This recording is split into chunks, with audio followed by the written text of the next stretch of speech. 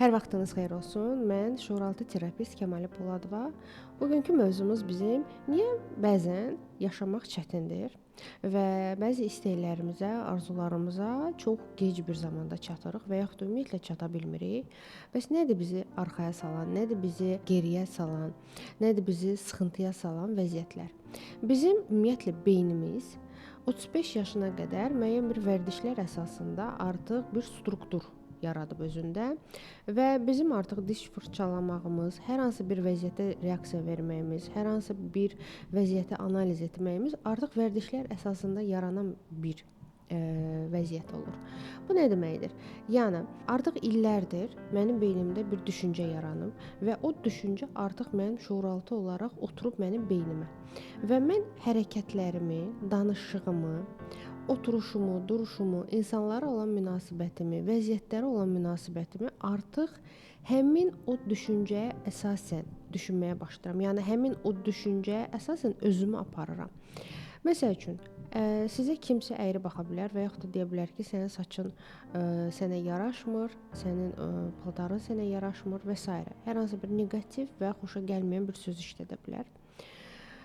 Bəzi insanlar bu sözə gülüb keçirlər. Bəzi insanlar bu söz onlarda aqressiya yaranır. Bəzi insanlarda isə bu tez küsürlər, kin-küdrət yaranır. Hər hansı bir uşaqlıq travmalar yaranır. Ağıllarına gəlir o travmalar və özlərini narahat hiss eləməyə başlayırlar. Elə insanlar var ki, çox aqressiv bir şəkildə cavab verirlər. Yaxşı, bəs bu nə ilə əlaqəlidir? Bu bizim beynimizdəki olan neyron birləşməsindən asılıdır. Beynimizdə 4 kilometr neyron birləşmələri var. Siz onu hara aparacaqsınızsa, pozitivə və yaxud da neqativə, bu sizdən asılıdır və həyata baxışınız da artıq bu düşüncələr əsasında yaranmağa başlayacaq. Bəzən sual verə bilərsiniz ki, və yaxud özünüz də fikir vermisiniz ya yox, hər hansı bir vəziyyət, hər hansı bir hadisə sizin həyatınızda mütəmadi olaraq fərqli formatda özünü göstərir. Siz eyni problemi ya ailə daxili içində yaşayırsınız və yaxud da siz işdə yaşaya bilərsiniz, qonşularla yaşaya bilərsiniz, rəfiqələrinizlə yaşaya bilərsiniz, amma eyni vəziyyətdə. Sual verə bilərsiniz ki, bəs bu vəziyyət niyə qalxmır məndən? Mən niyə düzəlmirəm? Mən niyə şəfalanmıram? Bu ona görədir ki, biz həmin o vəziyyətdən düzgün nəticə çıxarda bilmirik. Düzgün bir dərsimizi ala bilmirik. Biz hər kəsi günahlandırırıq ki, hər kəs günahkardır, odur günahkar, budur günahkar, ondadır səhv, bundadır səhv. Amma nəticə etibarilə özümüzə heç vaxt sual vermirik ki, bəs mənim bu vəziyyətdən alacağım nədir? Mən bu vəziyyətdən hansı dərsi çıxartmalıyam? Məhz bu sualı verdikdə artıq sistem sizə bunun hardasa dolayı yollarla olsa da cavabını verməyə başlayır. Bəs yaxşı, ən azı biraz da olsa mənə sual versəniz ki, neqativdən necə qurtulaq? Bəs praktika istəyirsiniz məndən, deyirsiniz ki, bir praktika ver. Biz o praktika əsasında heç olmasa beynimizi biraz da olsa pozitivə kökləyək.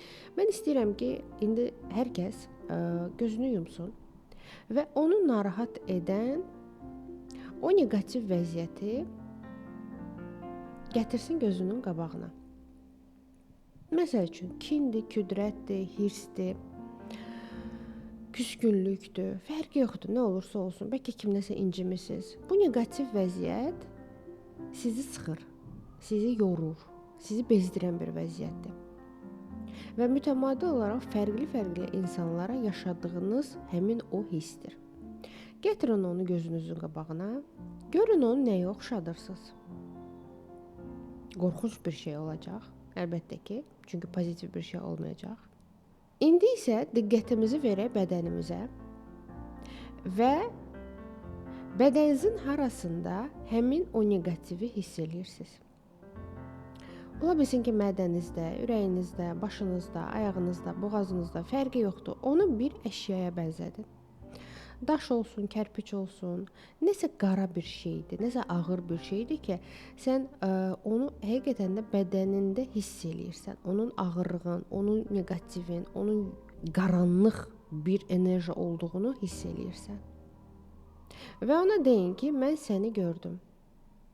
Mən səni gördüm. Görün onun sizə olan reaksiyası necədir? Çünki illərdir o sizin bədəninizdə oturub və sizin bədəninizi bir növ zəhərləyir. Və siz o hissə görə bəlkə hər hansı bir arzunuza nail ola bilmirsiniz, məqsədinizə nail ola bilmirsiniz. Və birdən-birə sən ona deyirsən ki, mən səni gördüm.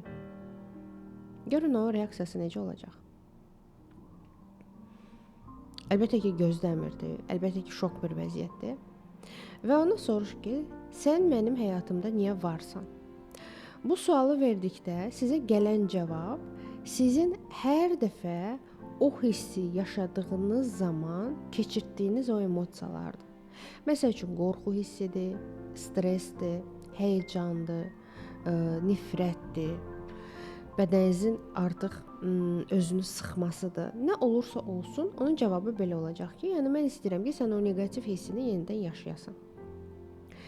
Bəs ona sual ver ki, mən o neqativ hissin yerinə sənə pozitiv bir hiss versəm, o zaman sən necə olarsan? Və bu zaman sizin hal-hazırda ən çox hiss etdiyiniz, ən çox arzuladığınız, ən çox ehtiyac duyduğunuz o hissi, o emosiyanı gətirin gözünüzün qabağına. Bəlkə sevilməyə ehtiyacınız var, bəlkə başa düşülməyə ehtiyacınız var, bəlkə istəyirsiniz ki, sizi anlasınlar, həqiqətən də sizin tərəfinizi saxlasınlar. Fərqi yoxdur, hər kəsin özünə görə bir düşüncəsi var. Onu gətirin gözünüzün qabağına və o enerjini həmin o obraza yönəldin. Sanki sevgini, başa düşülməyi, pozitiv bir hissi yönəldin ona. Və görün ki, o artıq qara daş idisə, o çevrilir yavaş-yavaş ən sevdiyiniz gülə dönür. Ola bilsin ki, qızıl gül olur, yasəmən olur, fərqi yoxdur, nə olursa olsun. Hər kəsin təsəvvürü özünə görədir. Və dərindən bir nəfəs alın və daha sonra soruşun ki, bəs sən mənə neqativ olaraq gəldin. Mən sənə sevgi verdim, dəstək verdim, pozitiv bir enerji verdim, sən gül oldun. Sən indi özünü necə hiss eləyirsən? Görün sizə nə cavab gələcək. Və daha sonra soruşun ki, sən mənim həyatıma niyə gəlmişdin? Hər bir neqativ duyğu, hər bir neqativ hissimiz bizi hər hansı bir inkişafa aparır. Görün bu neqativ duyğu sizi hansı inkişafa apardı və bu fərqindəlik açıldığı zaman siz artıq bundan demək olar ki, 50%, 60% şəfalanmış olacaqsınız. Bugünlük bu qədər. Şəfa olsun. Hər kəsə təşəkkür edirik.